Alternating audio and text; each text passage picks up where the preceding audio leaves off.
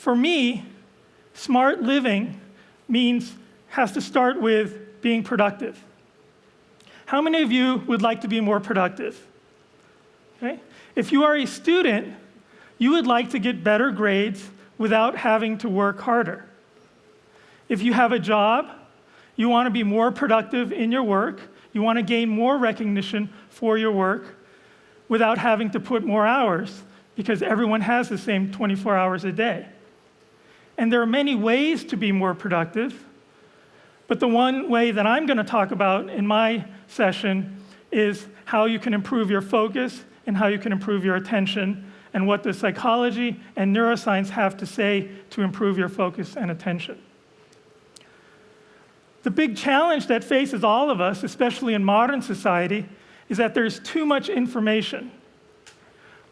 It's both a blessing, but also a curse, that we have access to infinite amounts of information. All the knowledge that has been produced by humankind is at the end of your thumbs just by opening up your phone. And again, it's a huge privilege, and we're very lucky to be in this kind of era. But on the other hand, it's very hard to choose, and it's very hard to decide where to start, because we are constantly confronted with too much information. Secondly, we also distract ourselves. It's hard to focus on our own. One good example is that you commonly see people walking down the street with their eyes glued to their phone. And of course, they're somewhat oblivious to their surroundings. Sorry, can I have my videos, please? So he's coming to the door, and boom, he just hits the door, walks right into it. Okay? And the next video is a woman walking in a mall, checking out her cell phone, and you can see that she falls straight into that fountain. Okay? So, we distract ourselves all the time, making us oblivious to our surroundings. So these are comical examples, but of course there are more serious, dangerous examples. For instance, if you're driving a train, an engineer driving a train, and you lose your focus for even just a few seconds, then if you don't slow down your speed, your train is going to run off the tracks to very dangerous effect.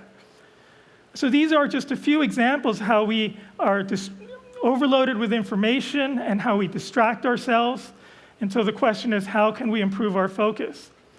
We are living in what John Cassidy of the New Yorker magazine calls the attention deficit disorder economy, or the attention deficit disorder society. And the consequences of that, we're still trying to understand.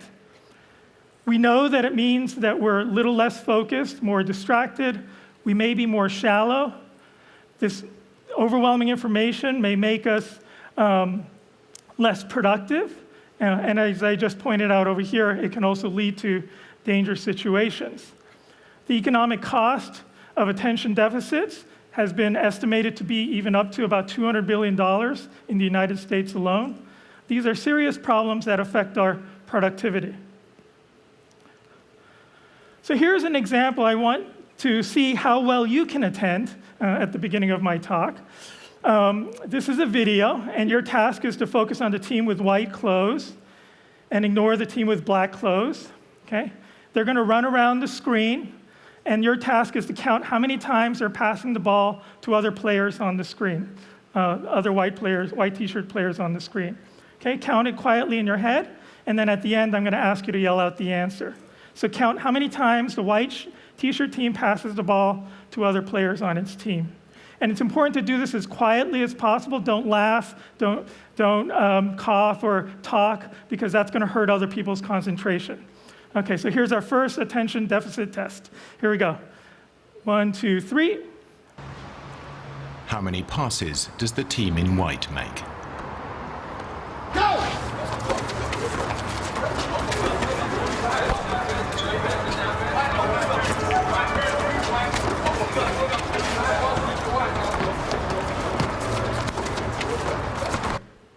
Okay, what was the answer? How many times? Yell it out.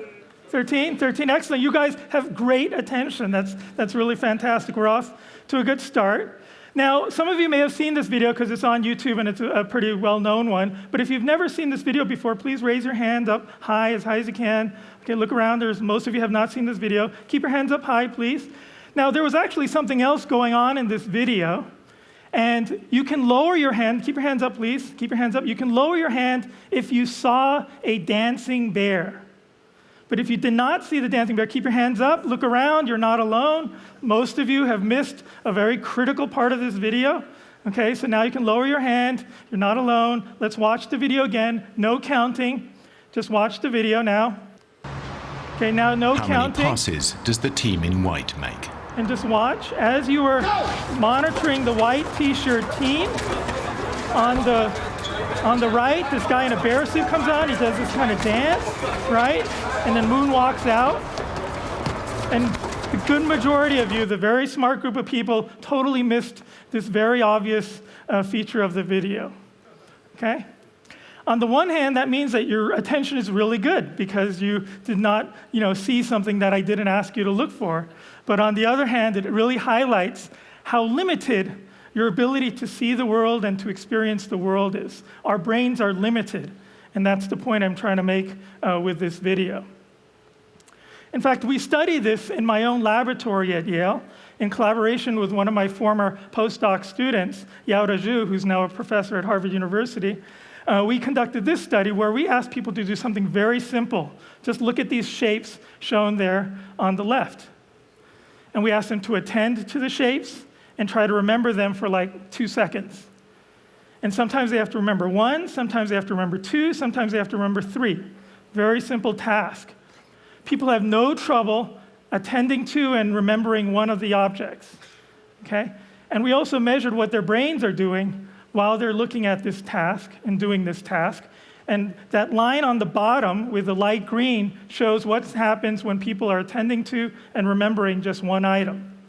The brain doesn't have to work too hard, and people do super well. They're almost perfect in the task. But once you increase it to 2 items or 3 items, you can see in the darker lines on the graph, your brain has to work harder. And not only does your brain have to work harder, the performance drops. People start making mistakes, even for something this simple. Basically, your brain can handle only one thing at a time, only one thing well at a time. Yes, you can try to remember 2 things or 3 things. You're capable of doing it, but your productivity, your performance is going to start to go down. So let's do another attention test, just in case you missed the bear. Try doing this one. Just listen to this nice video. Again, it's actually a commercial advertisement for a car, but I think it makes good use of psychology and cognitive science, so I'll let it speak for itself. I don't receive any endorsements from this company, but here we go. To test just how much attention the attention-stealing design of the new Skoda Fabia actually steals, we left one parked on this ordinary road in West London. We wanted to see if its sharp crystalline shapes, bold lines, and lower, wider profile would attract the desired level of attention. Will the 17-inch black alloy wheels stop passers-by in their tracks? Will the angular headlights attract the attention of other road users?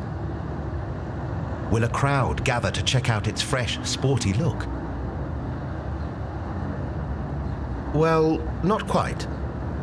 But did the attention-stealing design distract you from noticing that the entire street has been changing right before your very eyes? Don't believe us? Have another look. Did you spot the van changing to a taxi? How about the scooter changing to a pair of bicycles? Or the lady holding a pig? Let alone the fact that the entire street is now completely different. Didn't think so. Okay, so hopefully I've made the point that your brain can really only attend to, focus on, do well, one thing at a time, one object at a time, one task at a time. And so with that background, I'm now going to share 3 tips on how to improve your focus and attention, given these limitations. Tip number 1 is to try to simplify what you attend to, okay? And I'll explain that more in a moment because first we have to try to understand why is it the case that the brain can only attend to one thing at a time.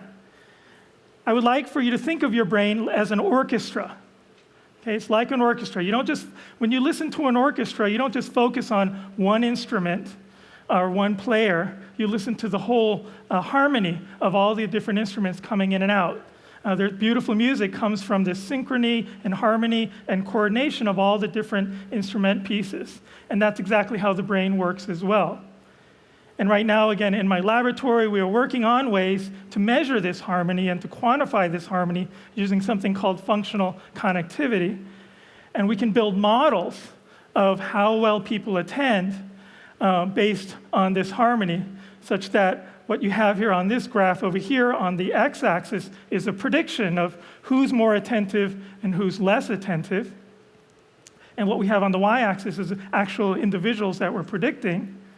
And you can see that our models do a good job. If you listen to the entire brain, you can predict who's going to be more attentive and who's going to be less attentive. In fact, these graphs allow us to even predict symptoms for attentional deficit disorders. So clearly, people differ. Okay, I told you that you're all limited to only attend to one thing, so people, but still, different people, some people are more focused than other people. The people on the top right are more focused and can hold their attention for a longer time than people on the bottom left. So what is different about all of your brains, and how can we help you have the kind of brain that's on the top right that allows you to maintain focus? So my 3 tips, as I mentioned, my first tip is simplify. I told you that there's too much information in the environment, then control how much information is that you have to pay attention to. If you're a company trying to sell a product or to teach something or to introduce something to another person, simplify your message. And likewise, as a consumer, simplify what you see. My favorite example is this legendary introduction of the iPhone by the past Steve Jobs. The phone design speaks for itself. He puts the price up, he puts up the size of the memory, and just leaves it to the bare essentials so that people can focus on the important information. If he were an amateur presenter, he might have presented a slide like this, okay, introducing the new iPhone, revolutionary design. But this is how some people make their slides. It's how some companies sell their products. But really, you have to simplify, because consumers, all of us, we don't have the capacity to process so much information. Tip number 2 is to relax, okay? It's so important. This is a very famous old principle in psychology called the Yerkes-Dodson curve. And what we have here on the x-axis is arousal, okay, or stress, or emotion, or focus. It's all of that on the bottom axis, from low to high. And then, of course, what we care about is the y-axis, performance. Okay, we want to be high, show high performance. Some people act as if the harder they the more pumped up they are and the harder they try, that performance is always going to go up. Okay, the more stressed you get, performance will go up. Some people think that, but of course, research indicates that that's not the case. The curve is actually a U-shaped, upside-down U-shaped function. So that optimal performance, yes, you need some arousal. You need to put some effort into any task, and then you hit your peak performance. But if you put too much effort in, or you're over-aroused, then your performance is going to drop over on the far right. So that's a very important principle in attention research. So how do you relax? Of course, that's a whole other TED Talk on how to relax. I'm just going to share 2 quick sub-tips for that. One is to don't forget to breathe, as basic as that sounds. But if you're feeling stressed, or even if you're not feeling stressed, it's really good to breathe. So let's try it once here. We're going to take a deep breath in for about 5 to 10 seconds. Just breathe in, make the air come all the way down to the bottom of your lungs, and then exhale very slowly. Okay, very good. Can't you hear the clarity in your brain happening when you do that? It makes 2 points. When you engage in deep breathing, it will actually help you relax. And another point is that in order to breathe deeply, you actually have to relax. No one's going to do this deep breath while they're jumping up and down or doing some kind of weird exercise. And so that's, I think, one very simple and free tip you can have to try to help relaxing. Meditation, prayer, yoga, there are many other ways to relax as well. The second thing I'll share on the topic of relaxation is maybe a surprising one, or maybe it's not, but exercise is really great. And taking walks is huge. There's actually a ton of research showing that taking a walk is very beneficial, not only for your mood, but also for your attention, for your cognitive skills. And importantly, it's important to take a walk in a park or a place where there are trees, where there's greenery, where there's a green environment. So if you take two groups, and this is work done by Berman and Janides at the University of Michigan, if you take two groups, compare walking in a city versus walking in a park or walking in a forest, people who walk in a forest are not only more relaxed and happier, but they actually show improved attention and focus after they return from their walk. Okay, so just a little plug for taking a walk after lunch. My final tip is unitasking, and this is probably the most important tip I want to share with you because I think there's a ton of research that is counterintuitive to people. People think, in order to be productive, I need to multitask. I need to do more things at any given time. But that's actually opposite to everything I just told you about how the brain works. Your brain works better when it's unitasking, when it's only doing one thing at a time. Okay? How many of you check your phones when you're studying or when you're doing something important like writing a report or making an important plan for your job? How many of you check your phones, check your messages when you do that? Come on, let's be honest. Okay, everyone checks their phones, right? How many of you check your phones more than like 1 or 2 times an hour? Okay, yes, all your hands are still up. Okay? Psychology and neuroscience research suggests that that's not a very efficient way to work. So let's try this out. I think this is an important demonstration. I'm going to show a list of numbers on the left. If the number is blue, add 7. If the number is pink, subtract 7, and then move on to the next number. You're going down the list as fast as you can. Add 7 if it's blue, and just subtract 7 if it's red, and move on to the next number. When you're done, just clap your hands so I know when people are finished. Okay, clear instructions. Add 7 or subtract 7. Here we go. 1, 2, 3. And do it as fast as you can.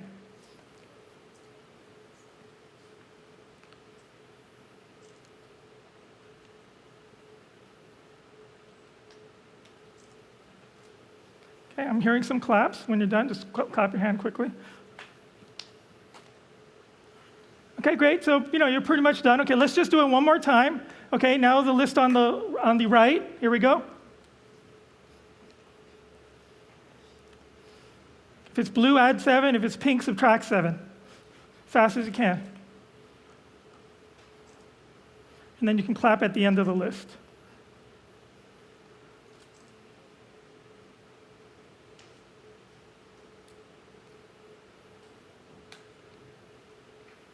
Okay, so what do you think? I'll just, much harder, isn't it? It's much harder. But you probably also noticed that these two lists are the same. Okay, the same number of addition problems, the same number of subtraction problems, but on the left you're unitasking, doing a bunch of addition and then only switching once to do subtraction. On the right, you're multitasking. Okay? So when you're studying or working while checking your phone, you're doing stuff on the right. You're making your job harder for yourself. And if you test this in the laboratory, on the right, you're going to be 30% slower, and you're going to be 30% less accurate, and your brain has to work harder. It's like exercising wearing a big, heavy backpack. Why would you handicap yourself if you can unitask like we showed you here on the left?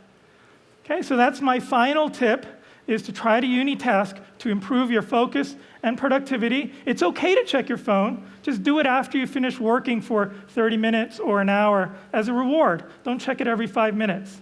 Don't check your email every 5 minutes. Don't check your Facebook every 5 minutes. So in conclusion, again, my 3 tips for improving focus and attention are simplify, relax, unitask. I guarantee that the research indicates that your productivity will go up if you follow these tips, and it may even make you smarter. Thank you very much.